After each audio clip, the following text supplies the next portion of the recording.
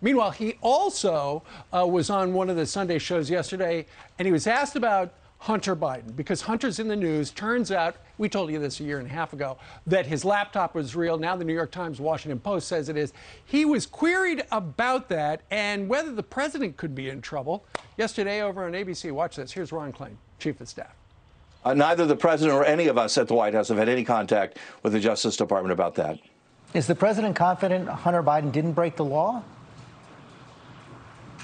Of course the president's confident that his son didn't break the law. But most importantly, as I said, that's a matter that's going to be decided by the Justice Department, by the legal process. It's something that no one at the White House has involvement in. The president is confident that his family did the right thing. But again, I want to just be really clear. These are actions by Hunter and his brother. They're private matters. They don't involve the president. And they certainly are something that no one at the White House is involved in. How do we know? Yeah. And honestly, there should have been some follow-ups. Why was the president setting up meetings between world leaders and Hunter Biden or people within the administration and foreign governments? I mean, it's not enough just to ask the question now that it's all starting to hit the fan. They should have asked this, obviously, during the presidential election. And Ainsley, I think that's why Christie was so upset yesterday, because when they covered the Russia dossier, they had a much different standard. But when it came down to this Hunter Biden laptop, which was essentially a journal on a laptop with videos, they had nothing to say. This is Christie on ABC. Watch. The idea that somehow, when making the Hunter Biden decision in the midst of an election campaign, we were saying, oh, we got to be careful about Russian disinformation. But all through 2016, 2017, we now know that it was the Hillary Clinton campaign that was creating that dossier, paying for it, and that became the basis of a New York Times Pulitzer Prize.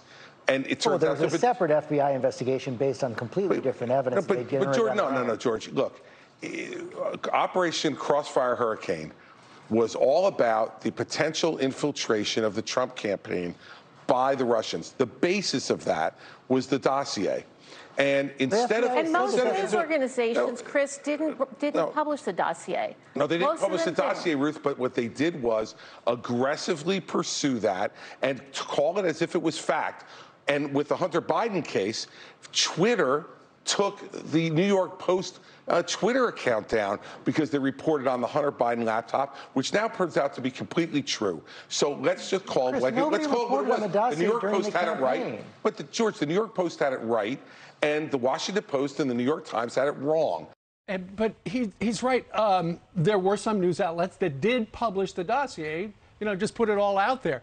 But the other mainstream media outlets, what they did was they reported that there was an investigation into it, you know, essentially talking about the dossier and all that stuff. So even though there was nothing to the dossier, they reported that. Whereas with the Hunter Biden laptop, it's real, and they didn't report on it. No, anytime you would repost the New York Post story, they would take it down. They would censor you. Exactly. Yeah. But it's interesting, the hypocrisy here, because New York Times wins a Pulitzer for this, for a story that turned out not to be true because of the dossier, but yet they won't report, or they didn't for so long, report on this Hunter Biden and his laptop. In true journalism, you should report both and then let the federal investigation play out, and then you report their findings. Well, then Miranda Devine should get the next Pulitzer. But the argument that they're making, and I think this goes to the core of the debate, is that they had all these standards and procedures for the Hunter Biden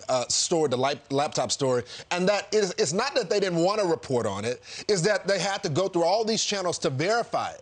They didn't take that same effort to go and look and fact check the Russian dossier going against Donald Trump. And why Americans are so frustrated about this, because there's poll after poll that has suggested that if they knew this information back then, and I know a lot of my liberal friends who have said they didn't know about this story. We covered it on Fox, New York Post covered it, but they did not know about it. They would have voted for someone different.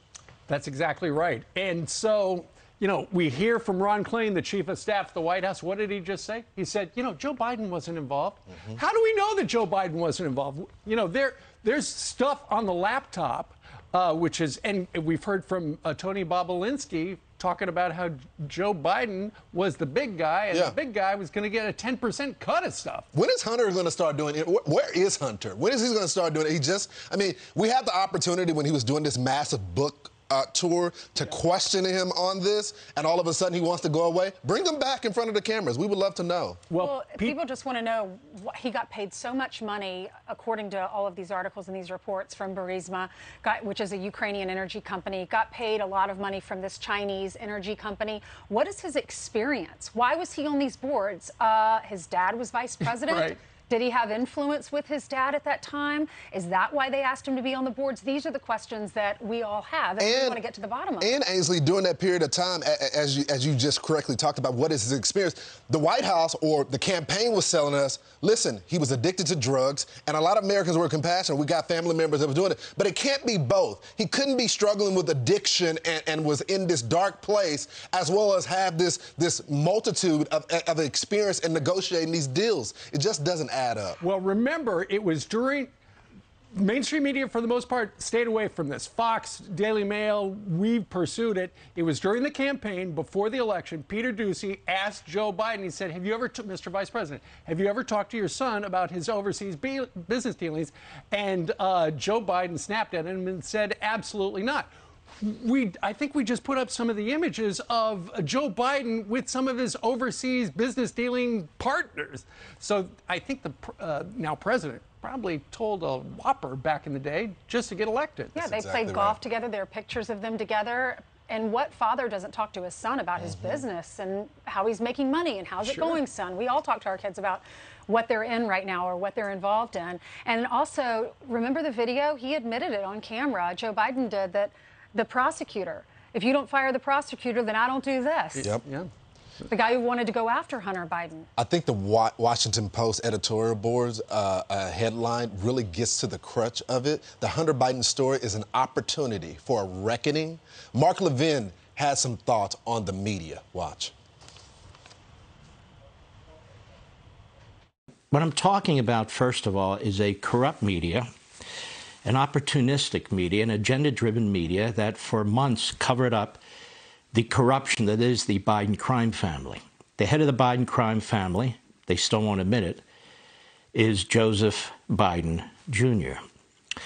The media in this country during the last election, when they were confronted with a true story about a laptop, Hunter Biden, a computer fixer who had that laptop and hard drive, who found incredible amounts of data, email, and so forth on there. What did the media do? They covered it up. What did the big tech oligarchs do? They not only covered it up, but they banned the New York Post, they banned other media outlets, they banned any individual who dared to refer to it. The president needs to answer questions about this. It's true, because during the presidential race, it was bad enough that they covered up for his energy policy or his thoughts on crime or his thoughts on immigration. And we're seeing this play out because they wanted to cover mean tweets and the tone of the president. But they took it a step further and buried a story that at its core is corruption. And as I continue to say, that laptop was almost like a journal. It was videos and videos, and Hunter was going after his dad. He was in anguish. He was talking about how he was being pushed to do these deals. And the only people that decided to cover that story in the middle of the election, because apparently all the Democrats in media thought that Biden was their guy, so they couldn't expose him to the world. I think a lot of those reporters are going to have to answer for what they decided to do during the presidential race. Would they treat the story the same if this were Eric Trump or Don Jr. or Ivanka? We know, Ainsley, we know what they did. And by the way, the Trump kids were in business before their dad became president, and we know how they treated them then. I don't know what the Biden kids' experience are business-wise, and they have yet to come forward and discuss this story that we're talking about right now with the laptop. So we know how they treated the Trump kids with their business experience before their dad was even president. A lot to unpack there. I'm Steve Doocy. I'm Brian Kilmeade. And I'm Ainsley Earhart. And click here to subscribe to the Fox News YouTube page to catch our hottest interviews and most compelling analysis.